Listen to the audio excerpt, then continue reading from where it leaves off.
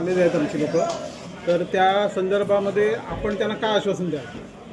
आता जे आलेले आहेत 21 गावातली लोक आणि त्या 21 गावाच्या लोकांनी समिती कमिटी बनवलेली आहे. त्यात बाबूला अध्यक्ष केलेला आहे, कोण उपाध्यक्ष आहे ते संदीप जाधव उपाध्यक्ष, आणि हे सगळेच आज जे आलेले लोक आहेत मी त्यांचं पहिलं अभिनंदन करून त्यांना धन्यवाद देतो. बल ड्रग्स पार्क अशी त्यांनी संघर्ष समितीला नाव दिलेलं आहे.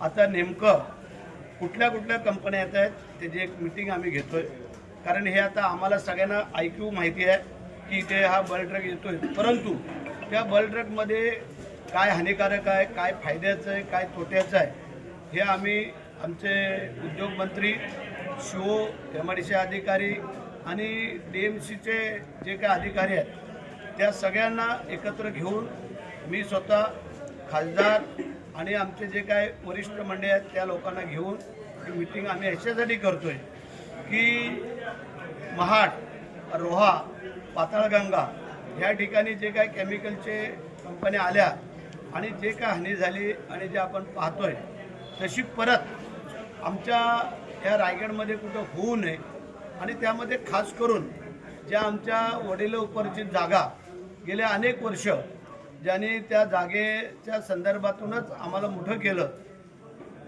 मुलांचं शिक्षण केलं, आणि त्याच जागा आता आम्हाला MIDCला द्याव्या लागतात, त्या दिल्या आम्ही, पैसे मिळाले, त्याबद्दल दुमत नाही आहे. ज्या कंपन्या येतील त्या चांगल्या असाव्यात, प्रदूषण विरहित, केमिकल विरहित अशा कंपन्या असाव्यात. त्या कंपन्यांमध्ये आमची स्थानिक मुलं, त्यामध्ये पहिलं प्राधान्य की ज्या जागा शेतकरी जे बाधित झालेले जागा गेलेल्या आहेत त्या शेतकऱ्यांच्या मुलांना पहिलं घ्यावं, मग आमच्या आजूबाजूच्या गावातलं त्यांनी घ्यावं, आणि ज्या तिथे कंपन्या येतील, होऊ घालतील, त्यामध्ये शासनाचा नियम आहे की 80% स्थानिकांना प्राधान्य द्यावं, 20% अदरवाईज जर त्या कॅटेगरीची जर मुलं नाही मिळाली तर. परंतु आमच्याकडं पण आता लोणेरे विद्यापीठ असल्यामुळे बरीचशी मुलं त्यातूनही तयार होत आहेत. केमिकल इंजिनियर आहेत, डिप्लोमा ह्याचे आहेत, BSc केमिस्ट्री आहेत, MSc आहेत, इंजिनियर आहेत, इलेक्ट्रिशियनच्या आहेत, त्यानंतर अशा अनेक ज्या मोठ्या हुद्द्यावरची मुलं लागतात ती पण आमच्याकडं आहेत. आणि म्हणून करता आज ही संघर्ष समिती स्थापन झालेली आहे. त्यांनी आज आमची भेट घेतलेली आहे, उद्या खासदारांची भेट घेणार आहे, आणि त्यातून आम्ही निर्णयाकडे येतोय. आणि उदय सामान आमचे उद्योगमंत्री आहेत, त्यांना आत्ता फोन केला होता आम्ही, त्यांच्याकडनं आम्ही वेळ घेतो.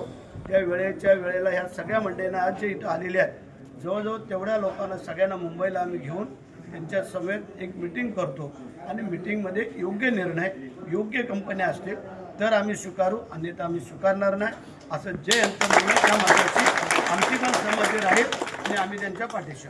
संघर्ष समितीचा